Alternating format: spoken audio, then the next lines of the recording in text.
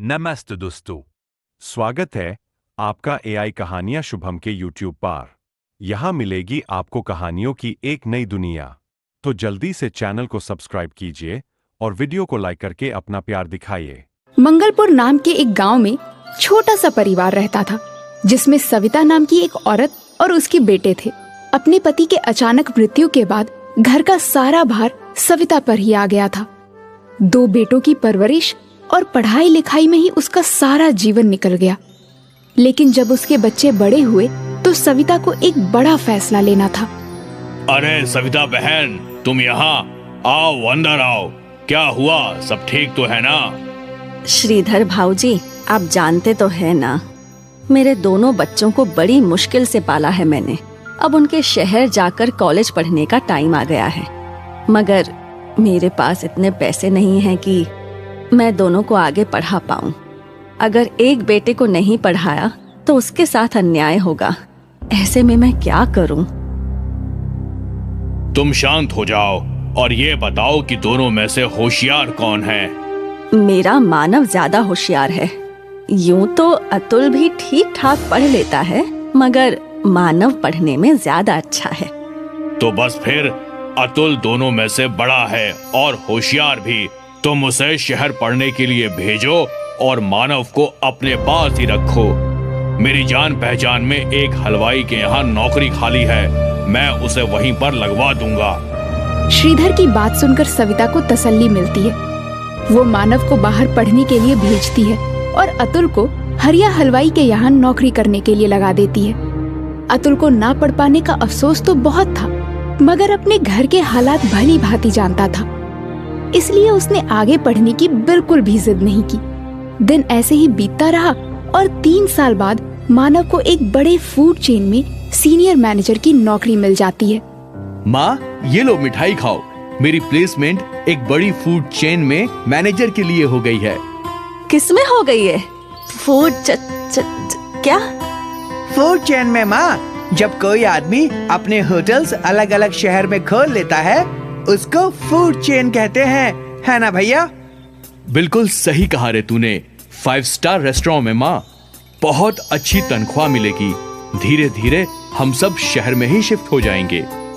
थोड़े महीनों में मानव का प्रमोशन जूनियर से सीनियर लेवल पर हो जाता है और वो अतुल और सविता को शहर ले जाता है। माँ, कल मेरे बॉस डिनर के लिए आ रहे हैं। जब मैंने उन्हें बताया कि मैं अपने पूरे परिवार को यहाँ ले आया हूँ तो वो बहुत खुश हुए। अरे वाह, तो बुला ले उन्हें। आखिर हम भी तो मिले तेरे बॉस को। मगर माँ, तुम तो बीमार रहती हो, तो फिर खाना कौन बनाएगा? तुम चिंता मत करो भैया। जब तुम पढ़ रहे थे, मैंने हरिया हलवाई के नीचे बहुत काम सीख लिया है। तुम देखना, ऐसे खाना बनाऊंगा कि खाने के साथ उंगलियां भी चट कर जाएंगे। मगर एक बात का ध्यान रखना अतुल, बॉस 5 स्टार रेस्टोरेंट के मालिक हैं। खाना उसी के हिसाब से होना चाहिए। आप ये सब बातों की जरा भी टेंशन ना लो भैया, बस काम पे ध्यान दो। देखना, खाना खाते ही आपकी डबल प्रमोशन पक्की। कहते ही सब खिलखिला उठे। अगले दिन अतुल खूब मन लगाकर बहुत सारे स्वादिष्ट व्यंजन बनाता है। भैया, लगता है आपके बॉस आ गए हैं। मैं दरवाजा खोलता हूँ। नहीं नहीं अतुल, तू रहने दे।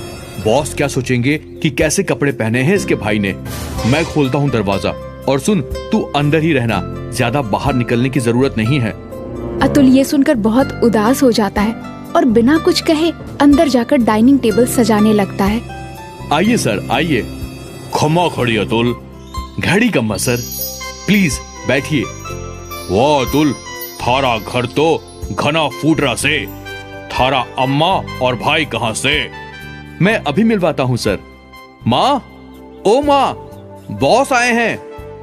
नमस्ते भाई साहब, कैसे हैं आप? यहाँ मानव, उसकी माँ और उसके बॉस एक दूसरे से बातें कर रहे थे और वहाँ अतुल खाने की तैयारी में लगा था। थोड़ी देर बाद वो सब डाइनिंग टेबल पर डिनर करने आए। टेबल को सजा हुआ देखकर अतुल का बॉस बहुत खुश होता है। एक साइड फॉर्क, दूसरी साइड नाइफ और स्पून, टिश्यू, टेबल क्लॉथ, सब कुछ एकदम परफेक्ट था।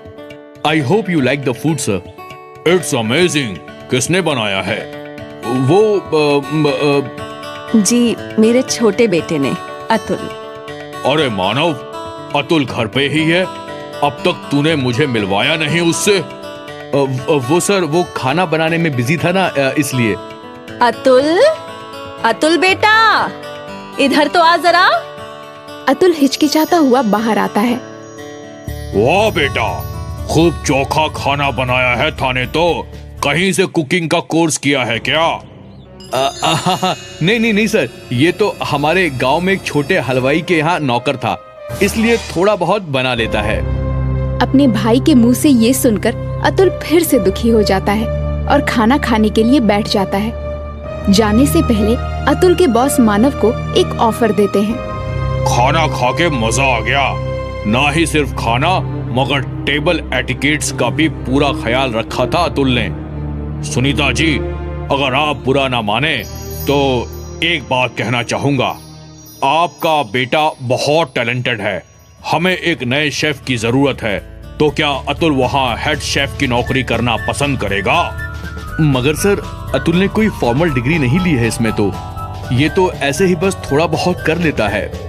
वो थारी टेंशन नहीं है मानव। मारे को बस स्वाद एक नंबर चाहिए और कुछ नहीं। अतुल, तुम कल मानव के साथ ऑफिस आ जाना और वहीं पे एक डिश बना के खिला देना। ये सुनकर अतुल तो बहुत खुश हो जाता है, मगर मानव को ये बात बिल्कुल पसंद नहीं आती। अगले दिन अतुल वहाँ पहुंचकर अपनी डिश बनाने लगता है। ये लीजिए सर, दाल बाटी चूरमा विद एन इटालियन ट्विस्ट।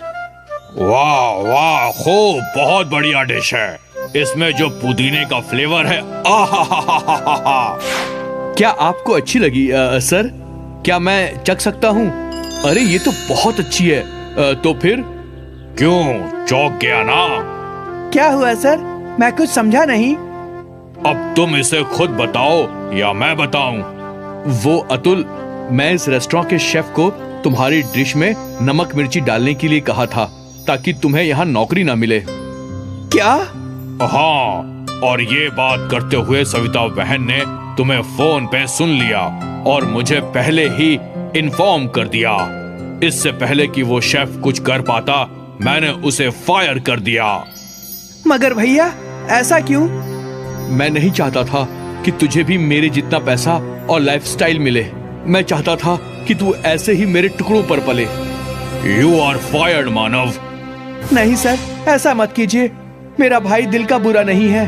आप उसे नौकरी से मत निकालिए। देखा मानव, तूने क्या कुछ किया, मगर फिर भी अतुल थारे से कितना प्यार करे है। I am sorry sir, I am sorry Atul. Manav को अपनी गलती का एहसास हो जाता है